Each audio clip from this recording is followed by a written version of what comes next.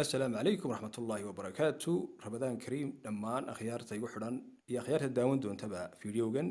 suuqa cryptocurrency runtii xalad ayuu yeeshay kadib markii bitcoin-ku ay dhaaftay all time high-geedii hore ay samaysatay 2021 kaasoo ahaa 69,000 saacadan aan hadlayno waxay maraysaa bitcoin 72,000 ayay madaxa ka goysay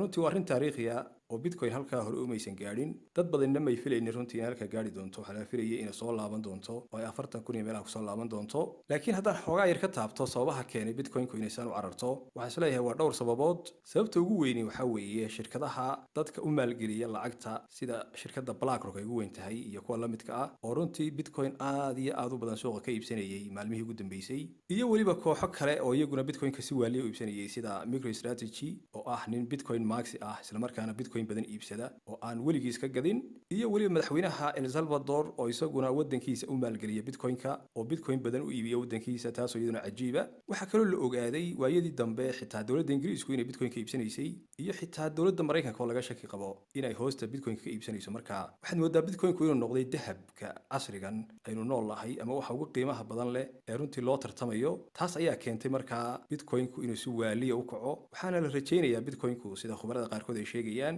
inuu dhowr boqol oo kun gaari doono mustaqbalka dhow taa insha allah bal waynu eegi doonaa dhanka kale kriptooyinkii kale qudhoodu si fiican ayay u kaceen oo haddaad eegto hadda coinka Doge oo kale oo waayadii dambe hoos u dhac yari ku yimi laakiin hadda dib u soo noqday iyo coinka Avagas oo runtii isaguna si fiican u kacay maanta oo dabcan akhyaartii ku jirtay aan isleeyahay faa'iido fiican ayay ka qaateen dhanka kale Ethereum ayaa iyaduna runtii si fiican u kacday oo 4,000 gaadhay Ethereum qudheeda waxaa la rajaynayaa inay 10,000 gaari doonto sababtu waxa weeye qudheeda waxaa ku soo socda update aad iyo aad wanaagsan update-yada ku soo socda waxaa kamid ah update-ka Danzang loo yaqaano iyo weliba Ethereum ETF oo dabcan ETF-ka weyn la soconaa bitcoin-ka meeshuu gaarsiiyey shirkadahan ETF-ka ku shaqeeya ee dadka lacagta u maalgeliya dabcan si fiican ayay u kiciyaan coinanka oo bitcoin dabcan cidda ugu weyn hadda wada ee aad ka u iibsanaysa waa iyaga marka haddii Ethereum loo ansixiyo ETF-ka waxaa laga rajaynayaa meel fog update-ka Danzang oo khuseeya qaybta scalability-ga isagana waxaa la rajaynayaa haddii sida la doonayo uu dhaco in uu network blockchain-ka Ethereum-ka uu ka dhigi doono mid runtii aad iyo aad u faasa arrintan waxaa ka faa'iideysanaya blockchain-nada EVM-ka ku shaqeeya kuwaas oo la rajaynayo in gas fee-gooda uu zero ku dhawaan doono had iyo jeerba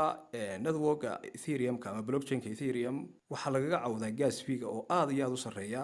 marka update-kan Danzang muhiimad gaar ah ayuu leeyahay blockchain-ka ugu weyn cryptocurrency-ga Ethereum iyadana bal insha Allah mustaqbalka isha ayaan ku hayn doonaa guud ahaan suuqi runtii aad iyo aad buu fiican yahay waxaad moodaa rabadaantii inuu soo dhaweeyay suuqii oo dhan waa cagaar dad badan baa ka faa'iideystay marka insha Allah ciddii ka faa'iideysatay waxaan leeyahay hambalyo cidda aan ka faa'iideysanna waxaan leeyahay suuqani waa suuq weli dihin oo waxa weeye qof kasta ka faa'iideysan karo marka intii aad bilaamicina TikTok u dhex wareegi lahayd ama maaragtay waxyaabo kale aan micno lahayn waxaan kula talin lahaa suuqan inay bartaan oo ay ka faa'iideystaan inta ayaan kusoo koobayaa warbixinteennan yar ee aan ka diyaariyay suuqa tan iyo warbixinta tan inoogu xigta waxaan kaga tegayaa asalaamu calaykum waraxmatullaahi wabarakaatu